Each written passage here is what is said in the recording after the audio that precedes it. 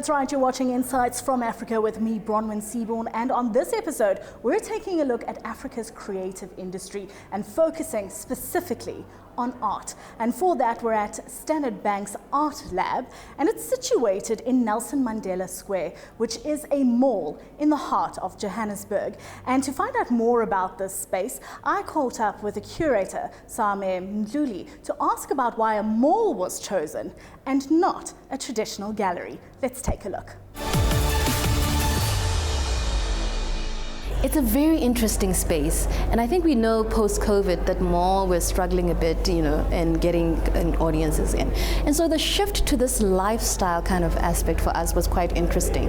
The partnership with Liberty 2 Degree is also a way I think we're looking at just expanding, I think, and speaking about the Standard Bank's group's portfolios, that we do have these intentional synergies between the different properties. Given what your thinking is around a mall and why the Art Lab is situated in a mall, does that influence the art that is on display here at all? I think it will have to, because of course we can't operate in silo. That art has always been informed by what happens in its surroundings. And so for us, I think it was very exciting to think about this and what kinds of artistic modes could come into the space that relate back to the retail space, for example. I mentioned costume. The Met, for example, does the Met Gala. That's around, I think, kind of, demystifying the idea of an intimidating space like the gallery. So for us, it's a very exciting space to be in. Because that's exactly it. You don't want the space to be intimidating. You want to invite people in. And that makes me wonder about how the space will function. Because some people who walk in here will walk into a gallery for the very first time. How do you cater for that? I think that's where the curatorial premise then comes in, right? That in curating is to ensure that the content that you are speaks in the language that people understand. Part of curating is that you're not just looking after artworks, but you're also storytelling. And for me, that's quite exciting. Well, as Same highlights, this space offering opportunities for engagement. And there are also opportunities for the mall owner.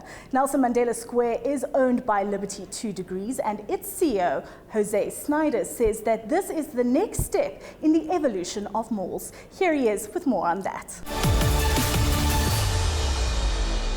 I think malls historically were places where communities would gather, exchange goods, meet family, and have cultural exchange. Probably later on it became more transactional, where you simply came for your shopping and to buy goods and then to go back home. Of late, probably the last 10 years, the evolution has evolved to where people want to be immersed. They want to have a journey of discovery. The value exchange, I think, has moved from just giving your money for goods to giving your time and money for goods and experiences, and that is what we try to deliver in these environments. So on my way to Woolworths, I can stop in and take a look at some of the beautiful art that's here. Is it also a way to perhaps fight against what we've seen, the rise of online shopping, and reinvigorate what is essentially bricks and mortar again? I think it's part of the evolution. I wouldn't say that online shopping is a threat to bricks and mortar. We've seen that people still want to touch, feel and experience in our environments. I think they will live next to one another for the foreseeable future. I think more importantly, experiences such as this, the Fine Art Gallery within Nelson Mandela Square, is that people can have a tapestry of experiences in our environment. If we can increase the dwell time, you will become hungry, you would have enjoyed the art, you will go to Nelson Mandela Square, enjoy a meal. If the restaurateur does a good job and feeds you enough champagne, you will go to Louis Vuitton to buy a bag. Well, let's hope that all sees itself out, and that would really speak to the success of a space like this. If it is successful, is this something that you then take to your other mall properties? In the back of my mind, I think Melrose Arch could be a good place for something like this. Absolutely. Melrose Arch does have a number of galleries already.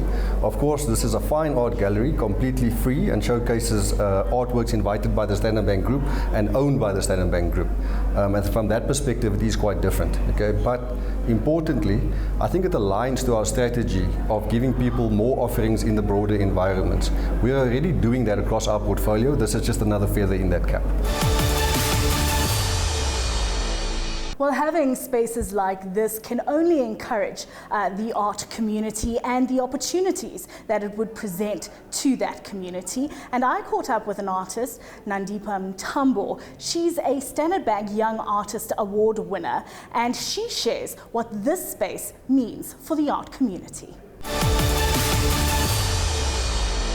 For me, this is a full circle moment in many respects, because I won the Standard Bank Young Artist Award in 2011.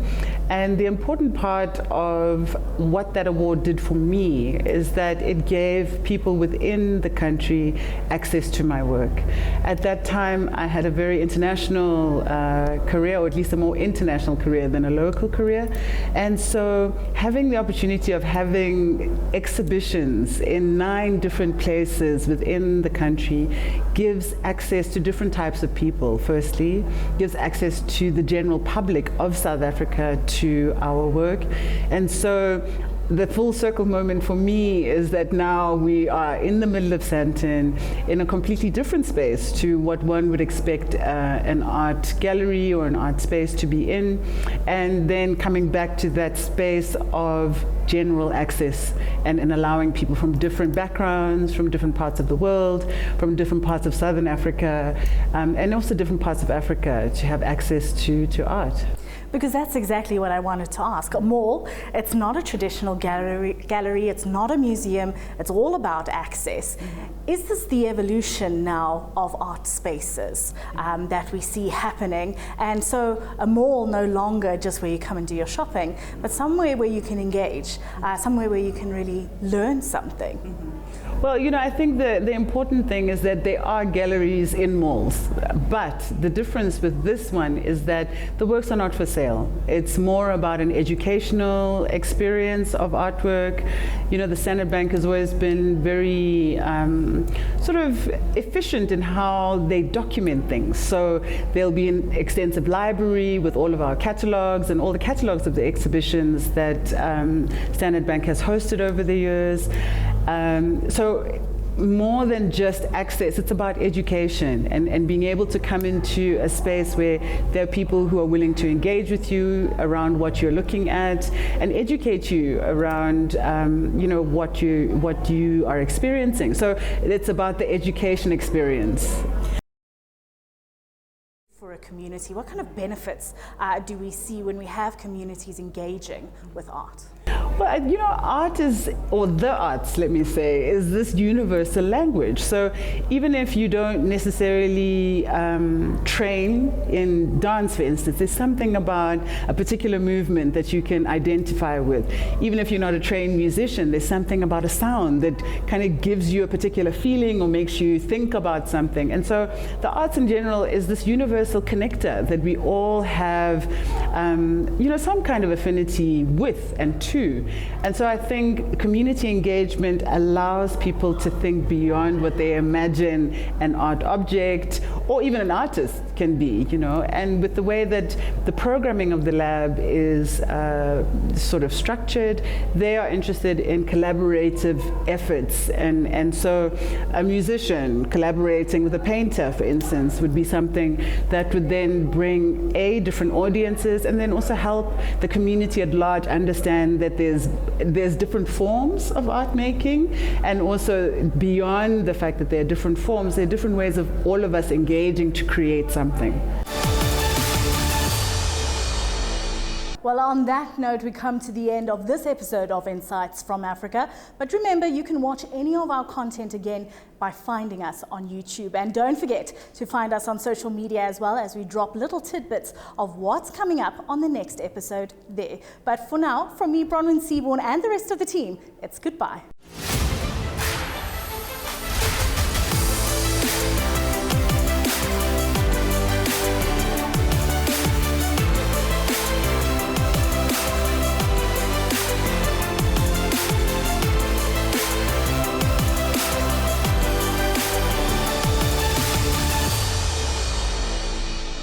Insights from Africa is brought to you in partnership with Standard Bank.